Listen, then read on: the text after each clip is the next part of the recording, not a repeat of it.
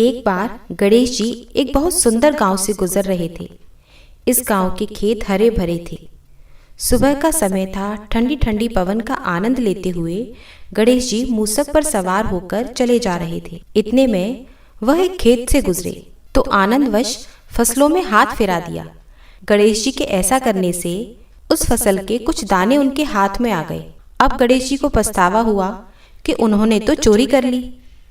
भले ही उन्होंने जानबूझकर नहीं चुराया, मगर अब तो फसल के दाने उनके हाथ में आ गए।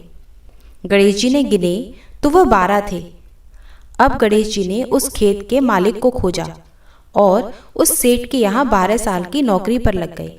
एक दिन सेठानी राख से हाथ धो रही थी तो गणेश जी ने सेठानी का हाथ पकड़कर मिट्टी से हाथ धुलवा दिए।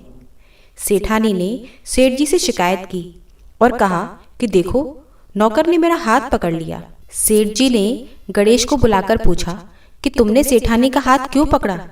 गणेश जी ने बोला कि मैं तो बस ये कह रहा था कि राख से हाथ धोने से घर की लक्ष्मी नाराज होकर चली जाती है और मिट्टी से हाथ धोने से आती है।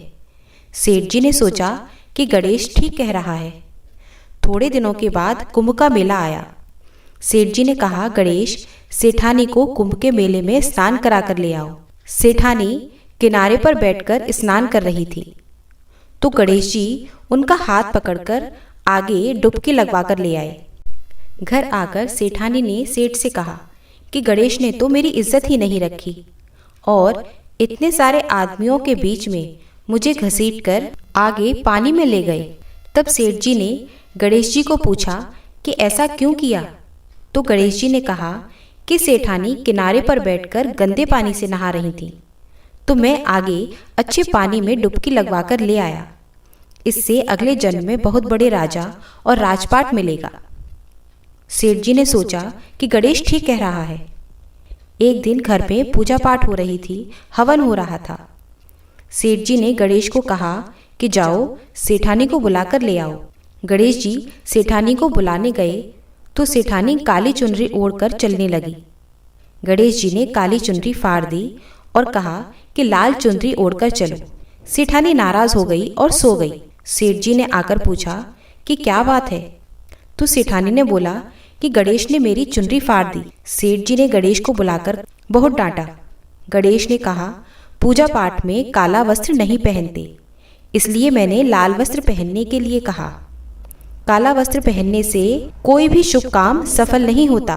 फिर सेठ जी ने सोचा कि गणेश तो बहुत ही समझदार है। एक दिन सेठ जी घर पर पूजा करवा रहे थे तो पंडित जी ने बोला कि वो गणेश जी की मूर्ति लाना भूल गए हैं, अब क्या करें? तो गणेश जी ने बोला कि मेरे को ही मूर्ति बनाकर विराजमान कर लो, आपके सारे काम सफल हो जाएंगे। यह बात सुनकर सेठ जी को भी बहुत गुस्सा आया और वो बोले कि तुम तो अब तक सेठानी से ही मजाक करते थे, अब मेरे से भी करने लगे।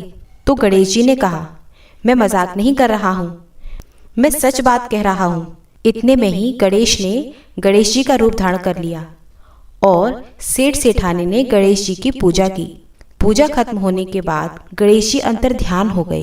सेठ सेठानी को बहुत दुख हुआ और उन्होंने कहा कि हमारे पास तो गणेश जी रहते थे और हमने उनसे कितना काम कराया। तब गणेश जी ने सपने में आकर सेठ जी को कहा कि आपके खेत में से मैंने 12 अनाज के दाने तोड़ लिए थे, उसी का दोष उतारने के लिए मैंने आपके यहाँ काम किया था। गणेश जी की कृपा से सेठ जी के करोड़ों की माया हो गई। हे गणेश जी महाराज, जैसे सेठ को दिया वैसा सबको देना, कहते को, सुनते को और सारे परिवार को दे देना। जय श्री गणेश जी।